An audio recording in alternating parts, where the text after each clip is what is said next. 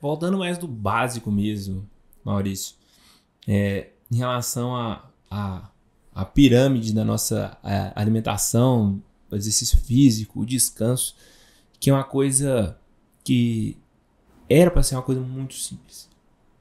Todo mundo sabe que você precisa se alimentar bem, que você precisa ter um descanso adequado e que você precisa fazer atividade física. Sim. E com a atividade física que a gente fala não é ficar agarrado na academia todos os dias, várias horas. Nem precisa ser isso. Mas desses três pilares, dessas três pontas da pirâmide, qual você acha que é o mais difícil de ser cumprido? Por quê? E como é que as pessoas fazem, que você acredita, para poder ter um melhor resultado em relação a isso? As três são essenciais, tá? É difícil, eu acho que não tem nenhuma mais importante. É muito importante porque são exatamente as três que trazem o equilíbrio do corpo humano mesmo.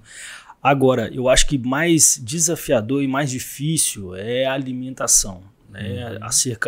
O alimento ele gera aqueles, o que a gente estava conversando aqui agora, esses benefícios imediatos, prazerosos, né? Então, um alimento rico em gordura, doce, rico em carboidrato, são alimentos que geram esse prazer. E num estilo de vida que a gente vive hoje, muito acelerado, de alta produtividade, enfim, muitos empresários ou pessoas de sucesso mesmo, enfim, ou até a doninha de casa mesmo, ela quer aquele alimento rápido ali naquele momento para produzir, aquele açúcar, né? Então, eu acredito que o mais desafiador é a alimentação, até porque é fácil ver na academia aí o cara indo todos os dias, mas de noite ele tá pedindo o hambúrguer dele, ele tá pedindo a pizza dele, ele não tá deixando de comer, né? Claro, a gente precisa levar a vida de forma equilibrada, mas eu acho que é o ponto mais desafiador. É mais fácil você encontrar gente às vezes fazendo exercício do que fazendo uma dieta, do que fazendo e quando eu falo dieta, tendo um planejamento alimentar mais equilibrado e balanceado, né? Eu acredito que a alimentação é mais desafiadora. Entendi. E vamos falar um pouco de cada um desses pontos da pirâmide. Certo. Para uma pessoa que ela está começando a decidir, tá ruim já, a gente chegou na parte corretiva dos negócios já, ou eu mudo ou vai daqui de ladeira abaixo. Quais que você acha que devem ser as primeiras preocupações em relação à alimentação dessa pessoa? O que ela deve fazer durante o dia a dia dela para poder tentar ao máximo cumprir uma alimentação mais saudável? Primeiro, eu acho que a gente tem que vamos facilitar, né, Vitor? Acho que esse é um ponto importante para nós como profissional da saúde. Facilitar para quem está nos ouvindo. Eu acho assim, procurar os alimentos mais naturais, né? Hoje em dia a gente tem uma imensidão de alimentos ultraprocessados aí, de fácil acesso, cereal, macarrão, enfim, o famoso miojo, né? Uhum. Refrigerante, a gente tem muita coisa aí que é muita química. E isso, nós falamos de neurotransmissor, é uma das coisas que esses alimentos fazem, é destruir os nossos neurotransmissores, além de não dar nutriente necessário, né? Acaba com a nossa microbiota intestinal.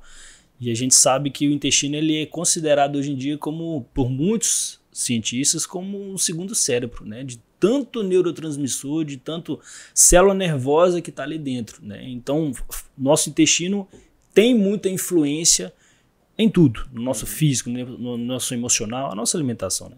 Então, sair dos ultraprocessados e utilizar alimentos mais naturais, alimentos da terra. A gente tem o que a nossa avó, nossa mãe faz pra gente, né? A batata, né? O próprio arroz, né? Sem antes entrar no outro ponto, que é a questão do alimento mais complexo ou mais simples, né? O carboidrato, né? O integral, o simples, enfim. Mas primeiro sair escolher mais os alimentos naturais, tá?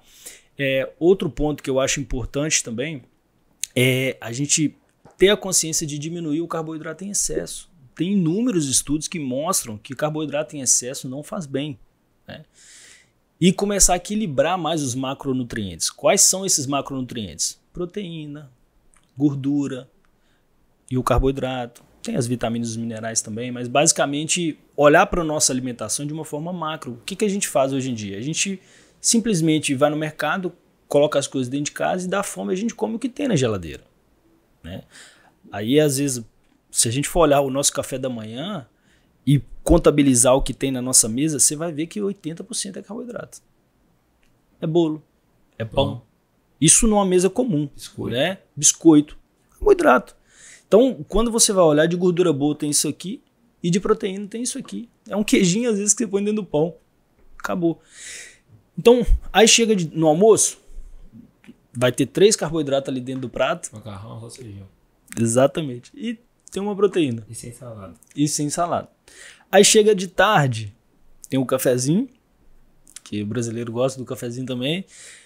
Mas tá aí de novo, às vezes, o bolo, o pão, né? Uma frutinha, né? Olhe lá, às vezes, quando entra uma fruta. E vai jantar, às vezes, de noite. Então, assim, quando a gente coloca isso, dá uma olhada de uma forma Macro, né? macro, tá? Então isso é muito importante equilibrar, sabe? Às vezes a gente, você vê muitas pessoas falando muito mal do carboidrato. O carboidrato ele é bom, a gente precisa de energia. Mas em excesso, tem muitos estudos mostrando aí, inclusive no meu livro eu trago um estudo que é bem interessante, é um estudo longitudinal de anos, 135 mil pessoas foram controladas. E o que esse estudo mostrou? Que as pessoas que consumiam mais carboidratos, elas tinham 28% mais chances de morrer, de ter doenças cardiovasculares e chances de morrer. E as pessoas que tinham um consumo maior de gordura boa aumentaram a expectativa de vida. Olha que interessante. E durante muito tempo a gente escutou o quê? Que a gordura faz mal e o carboidrato não é o problema, né? E Quais entram as gorduras boas? abacate, óleo de coco, o ovo, né? A gordura da carne também? A gordura da carne, ela é positiva, mas não é. Ela também tem as suas, como é que eu posso falar? Os seus poliinsaturados, né? Ela também tem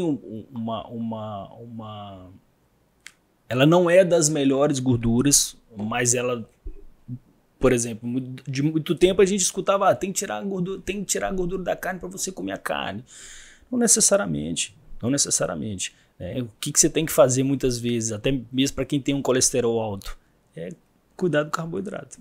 Porque é o carboidrato em excesso que leva. É porque dificilmente a pessoa vai consumir proteína em excesso, né? Exato. Então por isso que nem é preocupante em relação a isso. Quero entender agora como é que funciona o seu perfil de atendimento, né? Mas de crença.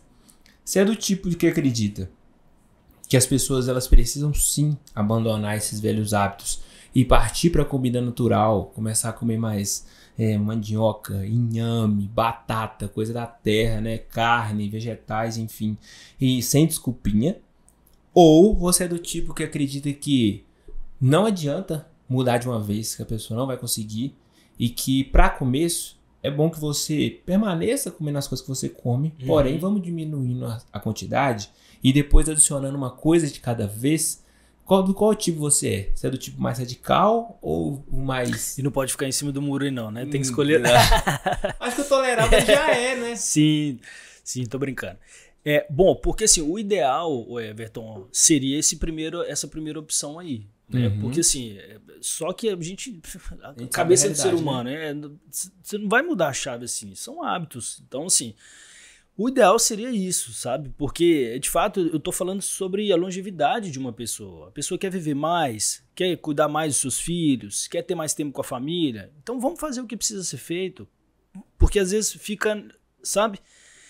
Ela quer aquilo, mas não quer, às vezes não é forte o suficiente para conseguir vencer os velhos hábitos. Mas enfim, é importante na hora de fazer essa transição ir devagar sim, porque a pessoa normalmente não consegue sustentar esses novos hábitos. Então assim, precisa escolher uma opção. Então a segunda mesmo, mas tendo a consciência que ela precisa mudar, porque senão vai chegar também na primeira ocasião, a festa de família, no Natal e tudo, ela vai voltar a consumir, a ter hábitos alimentares da forma como era antes e vai voltar de novo. Isso que acontece tipo na quaresma, viciado. Isso que acontece na quaresma. A pessoa fica 40 dias sem desviou, cerveja, né?